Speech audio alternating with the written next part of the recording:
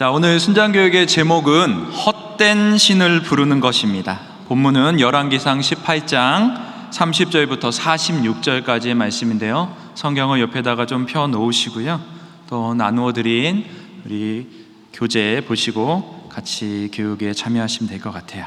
자, 오늘 본문의 말씀은 우리가 잘 알고 있는 사건을 기록을 하고 있죠. 엘리야와 바알과 아세라 선지자가 하나님과 바알 중에 어느 신이 참된 신인가, 이것을 놓고서 갈멜산에서 전투를 벌인 그러한 사건의 마지막 부분을 다루고 있는 본문의 말씀입니다. 각자 송아지 한 마리를 준비해서 각을 뜨고요, 또 각자의 신의 이름을 부르게 되죠. 그럴 때에 하늘로부터 불로 응답하시는 신이 진짜 신, 참신이 되는 그러한 전투였습니다. 먼저 바알과 아세라 선지자들이 나서서 바알의 이름을 부르죠. 바알이여 우리에게 응답하소서. 그런데 응답이 있었습니까? 없었습니까? 없었습니다. 그렇죠? 그러자 그들이 어떻게 합니까? 자신의 몸을 자해를 하면서 피를 흘리면서 그렇게 미친 듯이 날뛰면서 바알을 부르죠. 응답이 있었습니까? 네, 여전히 없었습니다. 여러분, 왜 바알이 응답하지 않았을까요? 바알이 헛된 신이기 때문에 응답할 수가 없었던 것이죠. 이처럼 헛된 신을 부르는 것은 헛된 일입니다. 그 이야기를 하는 게 오늘 본문의 내용이라고 볼 수가 있을 것 같은데, 먼저 나누어 드린 우리 자료 박스에 있는 글을 같이 한번 한 목소리를 읽어보도록 하겠습니다. 시작. 하나님을 온전히 사랑하지도 우상을 버리지도 못하는 이스라엘 백성 앞에 엘리야가 나섭니다. 우상을 향해 부르짖는 것이 얼마나 헛된 일인지를 보이고 하나님만이 참된 신임을 나타내기 위해서입니다. 엘리야는 12돌을 취하여 제단을 쌓고 물을 채워 번제물에 붓게 한 후 하나님께 간구합니다. 그러자 하늘에서 불이 내려 번제물과 도랑의 물까지 다 핥아 버립니다.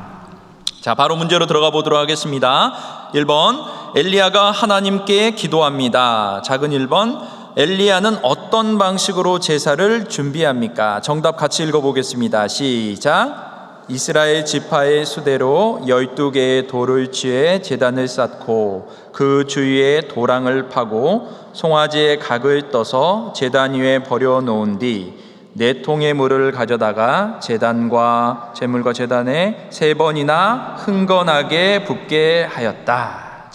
자, 이 말씀을 보니까 엘리야가 제일 먼저 한 일이 뭔가, 백성들을 모은 다음에 제일 먼저 한 일은 바로 무너진 여호와의 제단을 다시 수축하는 일이었죠.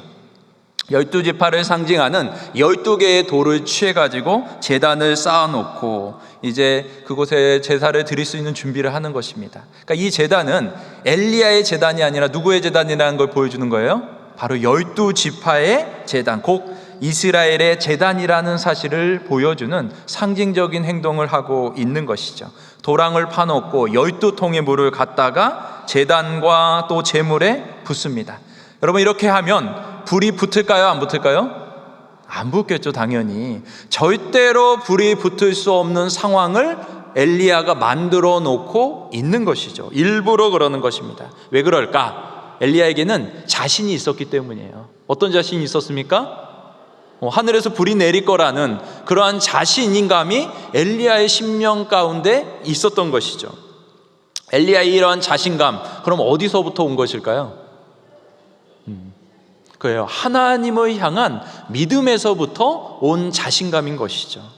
여러분, 믿음이 있으면 자신감도 있습니다. 혹시 자신감 없는 분들 내 믿음을 한번 점검해 보시기를 바랍니다. 여러분, 굳건한 믿음, 확실한 믿음을 가지고 있으면 그 안에서 자신감이 나오는 거예요. 자, 엘리야는 이 하나님을 향한 믿음이 있었고요, 그 믿음 가운데서 이러한 제단을 만들어 놓고 물을 붓는 행위들을 하고 있는 것이죠. 바라기는 이 자리에 계신 우리 순장님들에게도 하나님을 향한 확고한 믿음, 절대적인 믿음이 있으시기를 주님의 이름으로 축복합니다. 자, 2번 문제 보겠습니다. 엘리야가 하나님께 간구한 내용은 무엇입니까? 정답 같이 읽습니다. 시작. 자신의 기도에 응답하셔서 이스라엘 백성으로 하나님이 이스라엘의 하나님이신 것을 알게 해달라고 간구했다. 자, 이 말씀 구절들을 보게 되어지면 엘리야가 기도한 내용은 크게 세 가지로 이렇게 요약해 볼 수가 있을 것 같아요. 첫 번째는 불로 응답하심으로써 언약의 하나님이심을, 하나님밖에 없음을, 다른 신이 없음을 보여주시옵소서, 이러한 기도를 드리게 되죠. 그러니까 36절 말씀을 우리가 자세히 보게 되면 이런 표현이 나와요. 엘리야가 하나님을 부르는데 어떻게 부르는가? 아브라함과 이삭과 이스라엘의 하나님 여호와여, 이렇게 부르죠. 여러분, 성경을 읽다가 이러한 표현이 나오면 이스라엘의 하나님 대신 야곱의 하나님, 이런 표현이 나오기도 하는데, 이런 표현들을 나오게 되면 그냥 공식처럼 알고 계시면 돼요. 이 표현은 언약의 하나님을 말하는 표현이구나, 이렇게 그냥 공식처럼 기억을 하시면 좋을 것 같습니다. 곧 하나님이, 불로 응답하시는 하나님이 언약의 하나님이시다라는 거, 하나님 외에는 다른 이가 없다라는 걸 보여달라고 엘리야가 기도하고 있는 것이죠. 두 번째 기도는 뭔가 보니까 엘리야가 주의 말씀대로 행하는 주님의 종이라는 사실을 알려달라고 기도하고 있고요. 그리고 세 번째 기도는 여호와가 백성의 마음을 돌이키시는 분임을 알려달라고 이렇게 기도하고 있습니다. 엘리야가 이렇게 간절히 기도하자 어떤 일이 벌어지는가? 38절을 한번 보시면 이렇게 말하죠. 이에 여호와의 불이 내려서 번제물과 나무와 돌과 흙을 태우고 또 도랑의 물을 핥은지라. 어떻게 됐다라는 거예요? 하나님께서 응답하셨다라고 기록하고 있죠. 자, 3번 문제 가봅니다. 하나님이 불로 응답하시자 백성과 엘리야는 어떻게 반응합니까? 먼저 백성은 어떻게 반응합니까? 여호와여, 그는 하나님이시로다 라고 고백을 하죠. 자, 엘리야는 또 어떻게 합니까? 바알의 선지자들을 잡아서 기손 시내에서 처형을 하게 되어지죠. 그러니까 백성들의 이 고백을 들은 엘리야, 이 엘리야는 자기의 기도가 확실히 응답되었다라는 것을 이것을 통해서 확인할 수가 있는 거죠. 백성들의 고백을 보니까 엘리야의 기도가 응답되었구나라는 걸 알 수가 있고요. 그래서 엘리야는 이때를 놓치지 않죠. 그래서 바로 바알 선지자들을 처형을 합니다. 그러니까 하나님이 아닌 헛된 신을 부르는 것이 이처럼 헛된 일이다라는 것을 잘 보여주고 있는 것이죠. 여러분, 헛된 신을 부르는 것은 오늘 말씀에 보니까 사망으로 인도하는 길임을 꼭 기억하시기를 바랍니다. 우리가 헛된 것을 부르면 안 돼요. 하나님 외에 다른 것을 내 마음에 모시고서 그걸 의지하고 그걸 부르짖는 순간 우리의 인생은 결국은 사망을 향해서 갈 수밖에 없다라는 것을 꼭 기억하시기를 바랍니다. 나눔 질문은 마지막에 풀어보도록 하고요. 문제 계속 풀어보겠습니다. 2번, 엘리야는 아합에게 오랜 가뭄이 끝날 것을 말합니다. 1번, 엘리야는 아합에게 무엇을 말합니까? 같이 읽습니다. 올라가서 먹고 마시소서, 큰 빗소리가 있나이다. 자, 여러분, 가뭄을 누가 주셨습니까? 하나님이 주셨죠. 그럼 비도 누가 주실까요? 하나님이 주시겠죠. 그러니까 비가 오고 안 오는 것은 누구의 손에 달려 있는 것입니까? 하나님의 손에 달려 있는 것이죠. 하나님은 불만 내리시는 하나님이 아니시죠. 뭐도 내리실까요? 비도 내리실 수 있는 그러한 하나님이십니다. 엘리야는 바로 이 비 소식을 전하면서 하나님이 바로 천지 만물을 지으신 하나님이시요 또 그 모든 만물을 주관하시는 전능하신 하나님이심을 이렇게 아합에게 선포하고 있는 것입니다. 자, 2번 질문, 엘리야는 아합에게 비를 예고한 후에 어떻게 행동합니까? 정답은 갈멜산 꼭대기로 올라가서 7번 하나님께 무릎 꿇고 간구합니다. 자, 우리가 읽지는 않았지만 열왕기상 18장 1절을 한번 보시기를 바랍니다. 1절에 보시면 하나님께서 비를 약속을 하십니다. 이렇게 말씀하시죠. 많은 날이 지나고 제3년에 여호와의 말씀이 엘리야에게 임하여 이르시되 너는 가서 아합에게 보이라. 내가 비를 지면에 내리리라. 그러니까 이 말씀을 보면 하늘에서 비가 내리는 것은 기정사실입니다. 그렇죠? 그러나 엘리야는 가만히 앉아가지고 감 떨어지기만을 기다리는 사람은 아니었습니다. 뭐랍니까? 엘리야가 갈매산 꼭대기에 올라가서 거기서 땅에 무릎을 꿇고 얼굴을 무릎 사이에 집어넣고 기도를 합니다. 무려 7번에 걸쳐서 기도를 하게 되어지죠. 여러분, 이 자세로 한번 기도해 보시기를 바랍니다. 이게 쉽지 않은 자세입니다. 웬만큼 유연하지 않으면 할 수 없는 굉장히 어려운 자세예요. 그럼 왜 엘리야는 이렇게 어려운 자세를 취하면서 기도를 하고 있는 것일까? 엘리야의 간절함을 보여주고 있는 것이죠. 또한 하나님 앞에서의 겸손함과 굴복을 의미하는 자세로 그렇게 하나님 앞에 기도하고 있는 것이죠. 오늘 우리가 읽은 본문에 보면 엘리야가 2번에 걸쳐서 기도하는 것을 볼 수가 있습니다. 이 2번의 기도에 공통점이 있다라고 하면 2가지인데, 하나는 믿음이고요, 또 하나는 간절함입니다. 엘리야는 하나님을 향한 절대적인 믿음을 가지고 기도를 했고요, 또한 하나님을 향해서 오직 하나님의 은혜만을 구하는 간절함을 가지고 기도를 했다라는 것이죠. 여러분, 우리가 믿음과 간절함을 가지고 기도할 때 하나님의 역사가 이루어지는 줄로 믿으시기를 바랍니다. 우리에게 2가지가 필요한 것이죠. 믿음이 필요하고 간절함이 필요한 것입니다. 이 2가지를 우리가 가지고 하나님 앞에 나아갈 때 하나님께서 일하시는 은혜의 역사가 있는 것입니다. 이제 우리 나눔 질문을 좀 살펴보도록 하겠습니다. 나눔 질문 1번, 엘리야는 12돌을 취해 제단을 쌓음으로써 자신이 드리는 제사가 이스라엘 백성을 대신하여 드리는 제사임을 보였습니다. 하나님에게서 멀리 떠난 사람들을 위해 우리가 해야 할 일은 무엇이고, 그들의 마음을 하나님께로 돌리기 위해 우리가 보여주어야 할 모습은 무엇인지 이야기해 봅시다. 자, 이 질문은 신앙에서 멀리 떠나 있는 사람들, 그런 사람들을 위해서 우리가 할 수 있는 일이 뭐냐라는 것을 묻고 있는 질문이죠. 아마 가정마다 방학 중에 있는 자녀들이 많이 계시죠. 학교 방학이 아니라 무슨 방학일까요? 교회를 방학하고 집에서 이렇게 유리하고 방황하고 있는 그런 자녀들, 혹은 남편들이 계신 분들이 많이 있을 텐데, 주일학교까지는 잘 나왔고 또 청년부까지는 잘 다녔는데 그 이후부터 이렇게 교회로부터 많이 멀리 떨어져 있는 그런 자녀들이 가정마다 많이 있더라고요. 여러분, 이런 자녀들을 위해서 우리는 무엇을 해야 될까요? 또 어떻게 해야 그들이 하나님 앞으로 돌아올 수가 있을까요? 이것을 나누어 보는 질문이다라고 말할 수가 있습니다. 사실 이거는 굉장히 어려운 일인 것 같아요. 또 많은 분들이 이것 때문에 고민하고 또 그 방법을 찾고 있을 것 같은데, 여러분, 한 가지 분명한 사실이 있습니다. 절대로 포기하면 된다, 안 된다? 안 된다라는 거예요. 여러분, 기도가 길어진다고 해가지고, 기다림이 길어진다라고 해서 절대로 불신 가족이 하나님 앞에 돌아오는 것을 포기하시면 안 됩니다. 그것은 우리가 끝까지 놓고 기도해야 할 기도의 제목인 것이죠. 자녀를 위한 기도를 생각을 하면 늘 마음속에 떠오르는 한 인물이 있습니다. 저에게는 그것은 바로 어거스틴의 어머니였던 모니카의 기도예요. 아마 여러분들이 많이 알고 있을 것 같은데, 우리가 잘 아는 것처럼 어거스틴이라고 하는 사람은 처음부터 그런 위대한 그러한 사람이 아니었습니다. 그의 젊은 시절을 보면 허랑방탕하기가 그지없었죠. 10대 때 이미 결혼도 아니고 동거를 해가지고 아들을 낳아요. 그런가 하면 이교였던 이런 마니교에 심취해 있었고요, 또 신플라톤주의에 심취하면서 신앙과는 굉장히 멀리 있는 그런 삶을 살았던 사람이 바로 어거스틴입니다. 그런데 그가 이렇게 하나님 앞에 돌아오는 사건이 벌어지게 되잖아요. 그 일이 일어나게 된 결정적인 원인이 바로 어머니 모니카의 기도였습니다.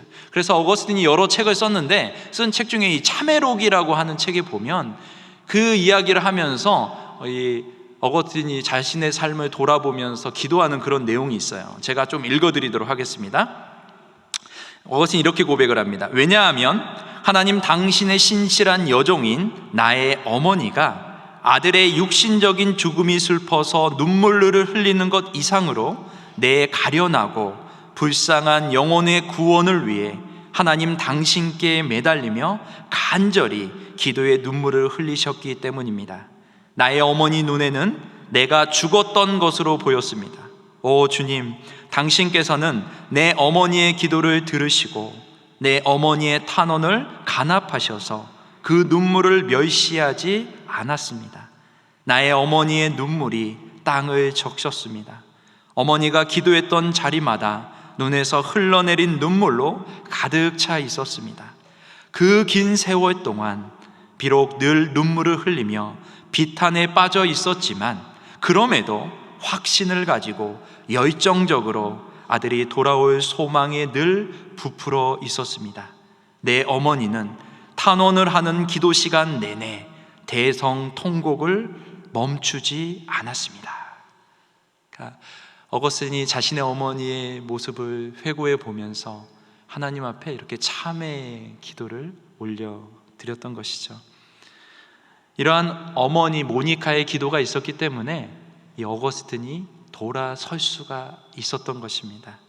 눈물로 기도하는 자녀는 절대로 망하지 않는다. 한번 좀 들어보셨죠? 그 이야기는 암브로시우스 목사님께서 이 모니카에게 해줬던 말이에요. 그러니까 모니카가 눈물로 기도하는 자녀는 절대로 망하지 않는다, 이 말을 붙들고서 간절히 하나님 앞에 기도했던 것이죠. 그리고 그 기도의 결과로 어거스틴이 하나님 앞에 돌아오는 역사가 일어난 것입니다. 여러분, 이 암브로시우스가 했던 말, 자녀를 위하여 눈물로 기도하는 자녀는 절대로 망하지 않는다, 이 말씀을 꼭 붙드시고 하나님 앞에 기도하기를 힘쓰시는 우리 모든 순장님들 되시기를 주님의 이름으로 축복합니다. 자, 나눈 질문 두 번째 보겠습니다. 이스라엘 백성은 하나님이 불을 내리시는 것을 보고 나서야 하나님을 인정했습니다. 그 전까지는 하나님과 우상 사이에서 갈팡질팡했습니다. 온전히 하나님을 신뢰하지 못하고 다른 것에 기웃거리는 이유는 무엇일까요? 하나님을 온전히 신뢰한다면 우리 손에서 놓아야 할 것이 무엇인지도 서로 이야기해 봅시다. 자, 이 질문은 우리가 한눈 파는 이유가 뭐냐를 묻고 있는 질문이죠. 여러분, 한눈 파세요? 안 파세요? 네. 여러분, 그러면 우리가 왜 한눈을 팔까요? 한눈 파는 이유는 이것 때문인 것 같아요. 남의 떡이 커 보이기 때문에. 그렇죠? 나도 떡을 가지고 있는데 내 떡보다는 옆에 있는 사람의 떡이 훨씬 더 커 보이는 거예요. 그러다 보니까 자꾸 기웃거리면서 한눈을 팔게 되는 것이죠. 세상이 주는 기쁨, 만족이 하나님이 주는 기쁨보다 더 크다라고 생각하기 때문이죠. 이스라엘 백성들이 바알을 숭배했던 이유가 거기에 있었던 것이죠. 풍요는 기본이고 쾌락까지 주는 바알이 너무나 매력적으로 그들에게는 다가왔던 것입니다. 하나님은 이것도 하지 말라, 저것도 하지 말라, 이렇게 못하게 하는 것들이 너무나 많은데 이 바알은 쾌락의 끝판왕인 것입니다. 그렇죠? 그래서 내가 쾌락을 즐기면 즐길수록 바알이 더 기뻐해. 그래가지고 나한테 더 풍성한 은혜를 내려준대. 이러니까 이 이스라엘 백성들의 눈이 확 뒤집힐 수밖에 없었던 것입니다. 그래서 세상에 이렇게 좋은 신이 어디 있어 이러면서 바알 신을 섬겼던 것이죠. 님도 보고 뽕도 짜고 누이 좋고 매부 좋고 도랑치고 가재치고 꼭 먹고 알 먹고 이런 거예요. 이스라엘 백성들에게 있어서 바알 숭배라고 하는 것은. 게다가 주변에 있는 사람들이 다 그렇게 살고 있어요. 일종의 문화를 이루고서 그렇게 살아가고 있으니까 아무런 거리낌이 없이 바알을 숭배했고 바알을 숭배하는 길에서 헤어나올 수가 없었던 것이죠. 오늘날도 마찬가지 아닙니까? 여러분, 질문 하나 드려볼게요. 성경 통독이 재밌습니까? 드라마가 재밌습니까? 네, 웃지 말고 대답을 해주세요. 네, 성경 통독이 재미있으시죠? 네, 가식적인 대답이 나왔어요. 드라마가 재미있죠, 사실. 그렇죠? 그래서 제가 드라마를 안 봐요. 한번 보기 시작하면 끝이 없기 때문에 헤어나올 수가 없는 거죠. 그런데 드라마만 재미있습니까? 이 땅에 재미있는 게 되게 많아요. 게임도 재미있고 맛집 찾아다니는 것도 재미있고 여행도 재미있고 놀거리, 먹을거리, 즐길거리가 너무나 많은 세상을 우리가 살아가고 있잖아요. 과거에 어거스틴 같은 사람이 살던 시대에는 사실 그런 게 별로 없었어요. 우리 시대하고 비교를 해보면 우리 선배들이 이제 신앙생활하던 1950년대, 40년대 이때는 진짜 놀 게 없었잖아요. 근데 오늘날은 놀거리, 유혹거리가 너무나 많은 시대를 우리가 살아가고 있죠. 그래서 환경적으로 보면 어쩌면 우리는 더 어려운 시대를 살아가고 있는 것이죠. 그런데 그러한 것들이 주는 기쁨과 만족은 어떻습니까? 굉장히 한시적이라는 것이죠. 제가 몇 년 전에 아파트에 당첨이 됐어요.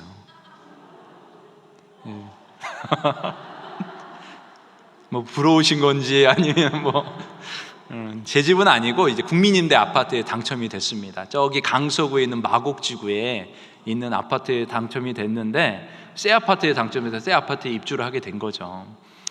그 주변에 보니까 지하철이 3개 노선이 지나가요. 트리플 역세권이에요. 뿐만 아니라 식세권이라고 들어보셨습니까?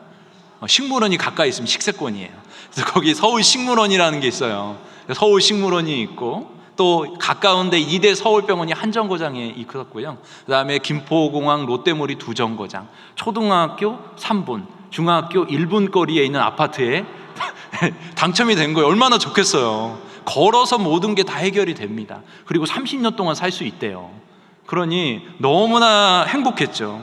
그래서 이사를 들어가서 한 일주를 살았는데, 이게 내 집이, 물론 내 집은 아니지만 그 집에 사는데 꼭 리조트에 와서 살고 있는 그런 기분?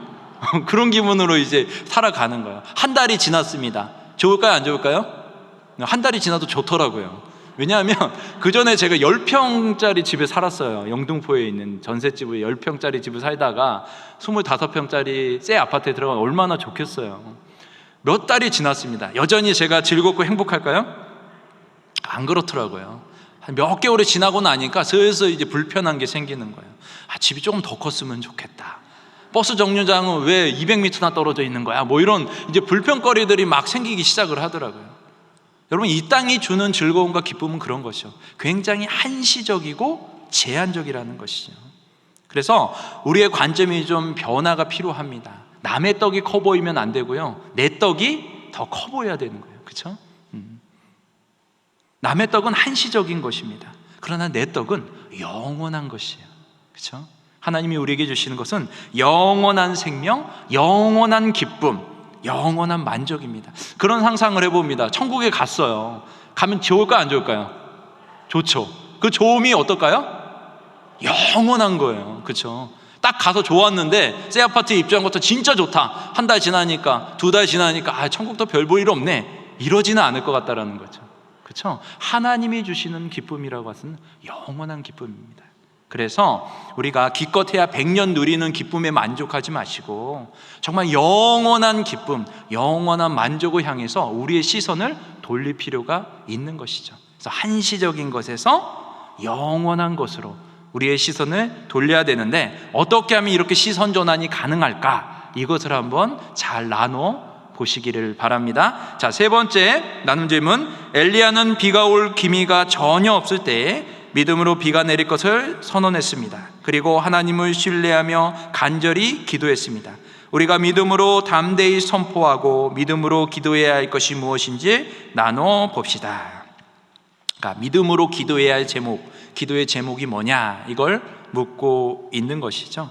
아마 이 질문을 나누는 데는 별로 어렵지 않으실 겁니다. 아마 가정마다 다 기도의 제목들이 있고 또 풀리지 않는, 응답되지 않은 그러한 기도 제목들이 있을 것 같은데, 그러한 제목들을 한번 우리 순원들하고 같이 한번 나눠보시면 좋을 것 같습니다. 여러분, 이러한 기도의 제목을 대할 때 우리의 자세는 2가지예요. 이미 말씀드렸는데, 첫 번째는 믿음이고요, 2번째는 간절함입니다. 이 2가지를 가지고 있었던 한 사람이 있죠. 성경에 보니까 12의 혈류증을 앓았던 여인이 있죠. 그렇죠? 12해 동안 정말 모든 수고와 고생을 했음에도 불구하고 있는 돈은 다 사라져버리고 또 고침도 받지 못하고 심지어 병까지 더 심해지는 그런 상황 가운데 있었지만, 그 여인에게는 주님을 향한 믿음이 있었고 간절함이 있었습니다.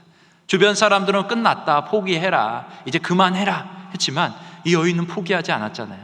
주님을 찾아갔고 주님의 옷자락을 만짐으로 그의 혈루 근원까지 해결함을 받는 은혜를 경험하게 됩니다. 여러분, 누가 나의 기도를 가장 간절히 기도할 수 있을까요? 누가 나의 기도를 가장 간절히 기도할 수 있을까요? 나예요, 나. 그렇죠? 나보다 더 내 기도를 간절히 할 수 있는 사람은 없습니다. 그렇죠? 주변에 있는 사람들이 아무리 나를 위해서 간절히 기도한다 할지라도 내가 나 자신을 위해서, 우리 가족을 위해서 간절히 기도하지 않으면 아무 의미가 없는 것이에요.